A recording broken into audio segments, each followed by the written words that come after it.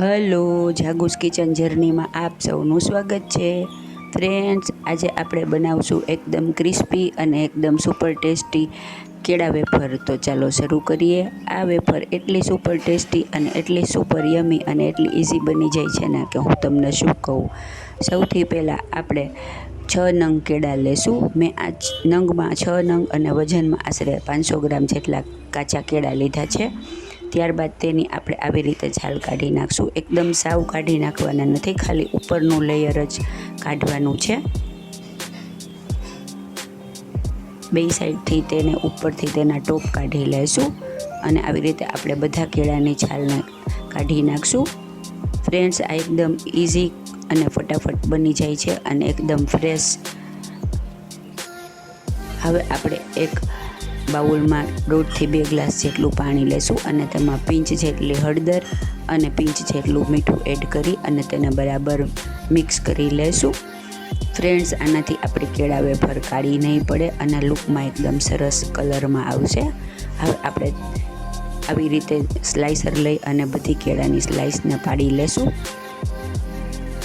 જો આપણી કેળા વેફર રેડી થઈ ગઈ છે. આવી રીતે આપણે બધી કેળા વેફરને પાડતા જશું. ફ્રેન્ડ્સ, જો તમે મારી ચેનલ પર નવા હો તો મારી ચેનલને સબસ્ક્રાઈબ જરૂરથી કરજો અને બાજુમાં રહેલ ઘંટડી દબાવી દેજો, જેથી મારી નવી રેસીપીનું નોટિફિકેશન સૌથી પહેલાં તમને મળે. ફ્રેન્ડ્સ, એકદમ સરસ પતલી એવી સ્લાઇસ આમાં પડે છે. તમારી પાસે ગમે તે સ્લાઇસર હોય, ઘણા ઊભી સ્લાઇસ પણ કરે છે, પણ અત્યારે આપણે રાઉન્ડ શેપની સ્લાઇસ કરેલી છે. હવે આપણે તે હળદરવાળા પાણીમાં એડ કરી દઈશું.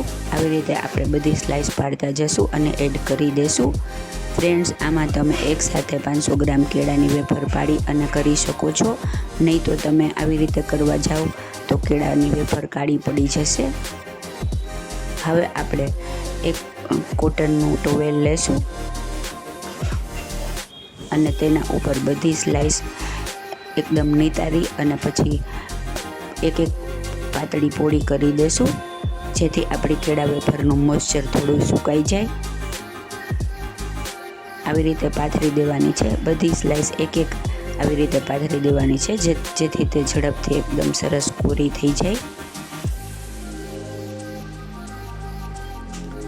ફ્રેન્ડ્સ, બારે વેફર ખૂબ મોંઘી મળતી હોય છે અને તેનું તેલ પણ ઘણી બધી વખત વાપરેલું એવું હોય છે. તો આપણે આ ઘરે એકદમ સરસ અને એકદમ ચોખ્ખી વેફર બનાવી શકીએ છીએ અને એકદમ હાઇજીન પણ મેન્ટેન કરી શકીએ છીએ. જો આપણી કેળા વેફર બધી પથરાઈ ગઈ છે. હવે આપણે એની ઉપર બીજો કોટનનો ટોવેલ રાખી અને આવી રીતે પ્રેસ કરી દેશું, જેથી બધું મોઇસ્ચર ઉપરના ભાગનું પણ આમાં આવી જશે અને આપણી કેળાની સ્લાઇસ એકદમ કોરી થઈ જશે. હવે આપણે તેલ પહેલાંથી જ ગરમ કરવા મૂકેલું છે. તેલને એકદમ સરસ આવવા દેવાનું છે. ત્યારબાદ આપણે 1 બાય 1 બધી કેળા વેફર ફટાફટ એમાં નાખતા જશું. એકદમ ઝડપથી કેળા વેફર નાખતા જવાનું છે. ત્યારબાદ એને આપણે ગરમ તેલ જ માં તળી લેશું.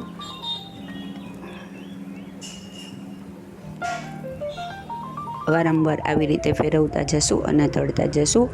આપણી વેફર એકદમ ક્રિસ્પી થઈ જશે, એટલે સાવ હળવી થઈ જશે અને એકદમ સરસ તેલમાં ઉપર આવી જશે. જુઓ, આપણને જોતાં જ ખ્યાલ આવી જશે કે આપણી વેફર રેડી છે. આપણે આવી રીતે કરશું ને તો તેનો અવાજ આવશે, તેટલી ક્રિસ્પી આપણી વેફર બની છે ને એકદમ જોરદાર.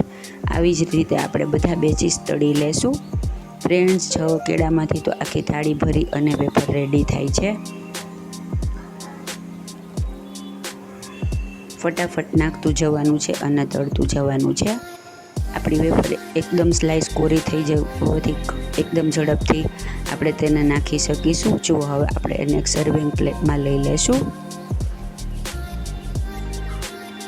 ત્યારબાદ આપણે તેની ઉપર થોડું સિંધા મીઠું અને મરી પાવડર એડ કરીશું, જેથી તે ટેસ્ટમાં ખૂબ જ સરસ લાગશે. તમે આમાં લાલ મરચું પાવડર પણ એડ કરી શકો છો.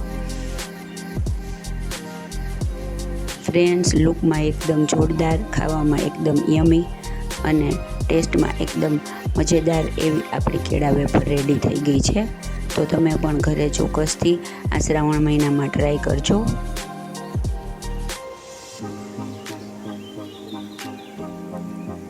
છે ને એકદમ ક્રિસ્પી અને એકદમ મજેદાર, જોતાં જ ખાવાનું મન થઈ જાય એવી જોરદાર આપણી કેળા વેફર રેડી છે. ઘરે તમે એકદમ આસાનીથી, એકદમ હાઇજેનિક અને એકદમ સરસ બનાવી શકો છો. ફ્રેન્ડ્સ, જો તમને મારી રેસીપી પસંદ આવી હોય તો મારી ચેનલને લાઇક, શેર અને સબસ્ક્રાઈબ જરૂરથી કરજો. ધન્યવાદ.